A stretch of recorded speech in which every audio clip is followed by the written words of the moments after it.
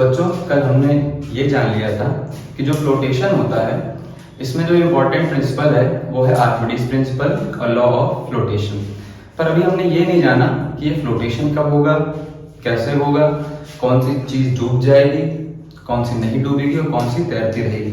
तो इसको समझने के लिए आज से हम जो स्टार्टिंग कर रहे हैं वो है हमारा फ्लोटेशन का पार्ट 2। तो फ्लोटेशन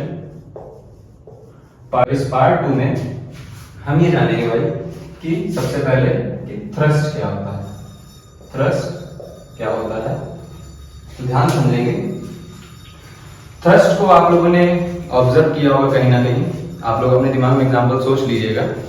तो एग्जांपल जो आप सबसे पहले समझो वो ये है, आपने रॉकेट देखा होगा। तो हम कंसीडर करते हैं दिवाली वाला रॉकेट।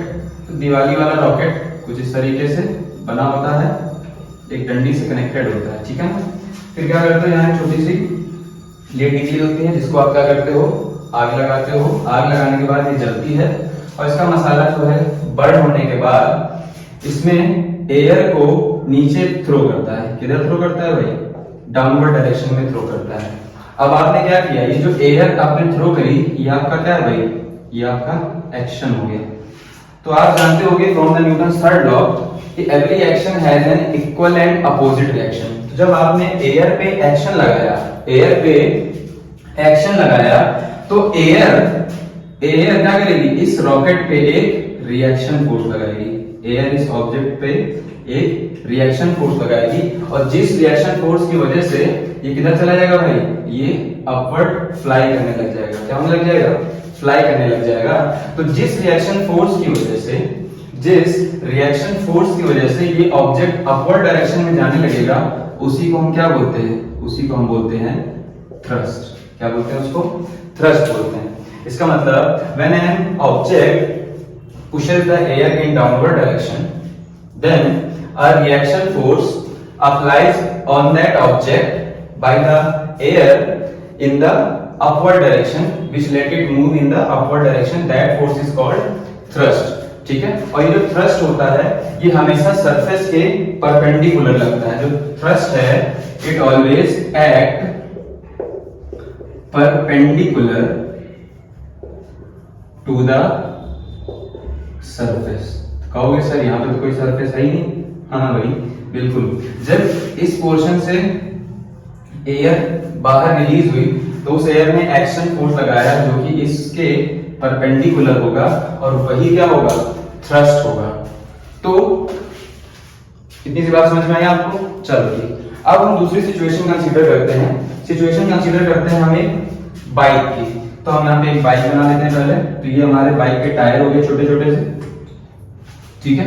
अब इस बाइक में गद्दी होगी भाई, इंजन होगा, गद्दी होगा। आदमी इस पे मस्त बैठा हुआ है, पैर लटका करके दोनों, ठीक है। और हाथ से क्या पकड़ रखा है? हैंडल को पकड़ रखा है, ठीक है ना। इन हैंडल को पकड़ रखा है। इस बाइक में लगा होता है एक साइलेंसर, ठीक है। साइलेंसर लगा होता है। अब साइलेंसर क्या करता है? साइलेंसर एयर को बैकवर्ड डायरेक्शन में या राइट डायरेक्शन में थ्रो करता है। तो क्या होगा भाई? अब एयर इस पे एक फॉरवर्ड डायरेक्शन में फोर्स लगाएगी और वही फोर्स इसको क्या करेगा? मूव कराएगा और वो फोर्स क्या हो जाएगा? थ्रस्ट हो जाएगा। तो अगर आपसे कोई पूछे कि what is the direction of thrust, what is the direction of thrust, तो आप हमेशा ये नहीं कहोगे कि इट इज अपवर्ड डायरेक्शन। क्या इस वाली कंडीशन में अपवर्ड डायरेक्शन में है? नहीं, ये फॉरवर्ड डायरेक्शन में है। अगर हमने एयर इधर साइड को निकाल दी होती तो ऑब्जेक्ट इधर चला जाता भाई, पीछे साइड चला जाता। अगर गाड़ी में साइलेंसर इधर लगा दिया जाए तो हवा किधर चली जाएगी?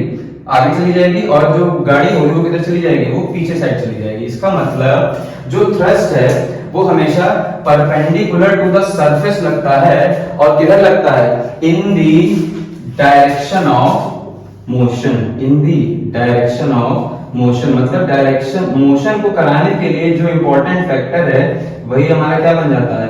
वही बन जाता है हमारा थ्रस्ट। वही क्या बन जाता है? हमारा थ्रस्ट बन जाता है, ठीक है ना। ये हो गया हमारी थ्रस्ट की कहानी। अब थ्रस्ट क्या है? एक तरीके का फोर्स है। फोर्स है तो इसकी यूनिट क्या हो जाएगी भाई? इसकी यूनिट हो जाएगी हमारे, क्या हो जाएगी यूनिट?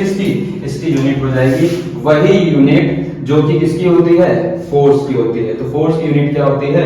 न्यूटन। तो थ्रस्ट की यूनिट भी क्या हो जाएगी? न्यूटन हो जाएगी। समझ में आपको ये वाली बात? चलो ठीक है, तो ये हो गया हमारे थ्रस्ट की कहानी। अब इस थ्रस्ट की कहानी के बाद हम आते हैं थ्रस्ट के क्वेश्चन को कर लेते हैं जल्दी से। चलो, तो मान लेते हैं कि हमारा एक ऑब्जेक्ट है। क्वेश्चन क्या कह रहा है कि एक ऑब्जेक्ट है जिसका मास दिया हुआ है 5 kg। इसका मास दिया हुआ है 5 kg, ठीक है।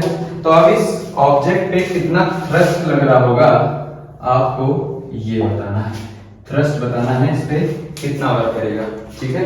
तो ये ऑब्जेक्ट है, बना देते हैं भाई ऑब्जेक्ट। ये है 5 kg का ऑब्जेक्ट, ये है 5 kg का ऑब्जेक्ट। अब हर ऑब्जेक्ट पे ग्रेविटी कितना फोर्स लगाती है? फोर्स लगाती है जो कि होता है उस ऑब्जेक्ट का वेट, जो कि बराबर होता है mg के। तो m यहाँ पर 5 है, g की वैल्यू 10 है, तो आंसर कितना आ गया? आंसर आ गया 50 न्यूटन। तो अगर 50 न्यूटन डाउनवर्ड डायरेक्शन में लग रहा है तो इस पे जो रिएक्शन फोर्स लगेगा वो किधर लगेगा भाई? वो लगेगा अपवर्ड डायरेक्शन में, और वो भी कितना होगा? Equal to the 50 newton. तो अपवर्ड डायरेक्शन में लगने वाला फोर्स भी कितना है? 50 न्यूटन। तो इसका जो थ्रस्ट हो जाएगा वो कितना हो जाएगा? थ्रस्ट भी हो जाएगा 50 न्यूटन। तो इसका आंसर क्या हो गया भाई? इसका आंसर हो गया 50 न्यूटन। समझ में आया? चलो बढ़िया, आगे बढ़ते हैं। चलो, तो अब हम लोग जो है दूसरा क्वेश्चन लेते हैं। क्वेश्चन लिखा हुआ है बोर्ड पे। क्वेश्चन क्या कह रहा है कि एक क्यूब लिया जिसकी साइड कितनी है? 0.5 मीटर की। तो एक क्यूब कंसीडर कर लेते हैं। क्यूब की साइड कितनी है भाई? 0.5 मीटर की, ठीक है। तो ये हमारा क्यूब है, ये बन गया 0.5 मीटर की, इसकी एक साइड हो गई। और उसकी डेंसिटी कितनी दी हुई है? उसकी डेंसिटी दी हुई है 800 kg पर मीटर क्यूब। तो डेंसिटी मतलब रो कितना दिया हुआ है?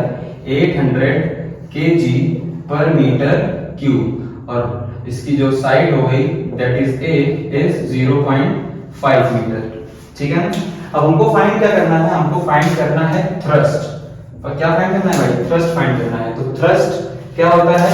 Thrust is the force which is acting in the upward direction by the surface। तो ये जो इसकी ऑब्जेक्ट की सरफेस होगी, जो नीचे साइड है, वो कितना फोर्स लगा रही होगी, इसको निकालने के लिए थ्रस्ट जानना होगा। और थ्रस्ट किसके बराबर है?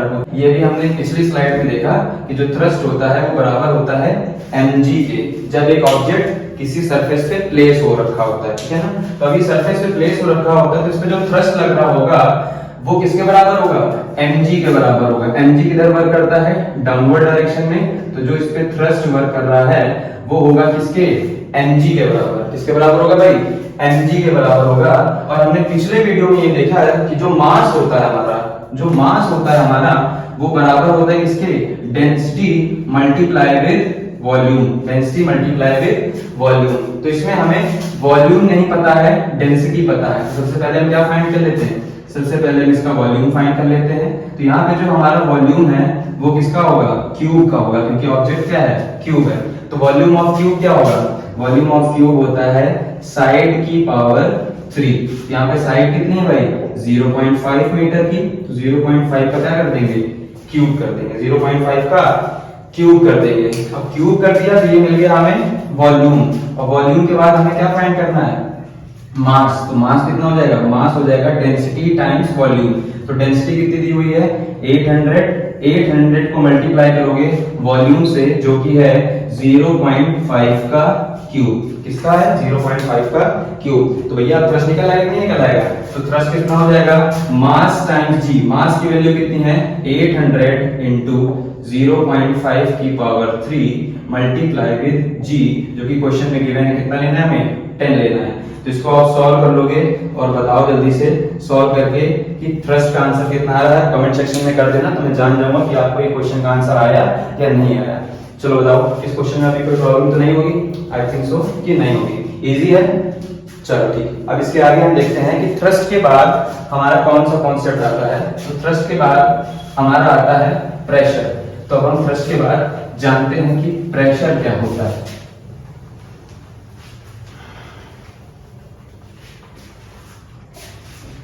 चलो, तो थ्रस्ट के बाद हमारा जो टॉपिक आता है वो आता है हमारा प्रेशर, ठीक है। अब ये प्रेशर क्या होता है? प्रेशर होता है thrust per unit area, pressure होता है हमारा thrust on the surface, thrust on the surface per unit area, per unit area. मतलब कि जो हमारा प्रेशर बन जाता है, प्रेशर क्या बन जाएगा, pressure is equal to thrust per unit, मतलब कि अपॉन में क्या चला जाएगा, अपॉन में चला जाएगा एरिया। जो प्रेशर होगा वो थ्रस्ट के डायरेक्टली प्रोपोर्शनल है, ये जो P है ये डायरेक्टली प्रोपोर्शनल है थ्रस्ट के और इनवर्सली प्रोपोर्शनल है किसके, एरिया के। मतलब कि भैया अगर आप थ्रस्ट बढ़ाओगे तो प्रेशर इंक्रीज करेगा और अगर आप एरिया बढ़ाओगे तो प्रेशर क्या हो जाएगा, डिक्रीज हो जाएगा। इस बारे में आप लोग जानते हो कि क्लास 8 में पढ़ा होगा आपने। सिचुएशन समझ लेते हैं। जैसे जब आप किसी चारपाई पे खड़े होते हो, जब आप चारपाई पे खड़े होते हो तो आपका जो क्रॉस सेक्शनल एरिया है, जो फीट का क्रॉस सेक्शनल एरिया है, वो उस पे प्रेशर लगाएगा डाउनवर्ड डायरेक्शन में। और जब आप लेटे होते हो तब आपका जो फुल बॉडी है, ये पूरा बॉडी क्रॉस सेक्शनल एरिया बन जाएगा और ये पूरा एरिया फोर्स लगाएगा नीचे के डायरेक्शन में, ठीक है ना। तो भाई जो एरिया है वो जब आप खड़े हो तब ज्यादा है या जब लेटे हुए हो तब ज्यादा है, मिल गया आंसर। जब आप लेटे हुए हो तो आपका एरिया ज्यादा है, इसका मतलब लगने वाला प्रेशर क्या हो जाएगा, कम हो जाएगा।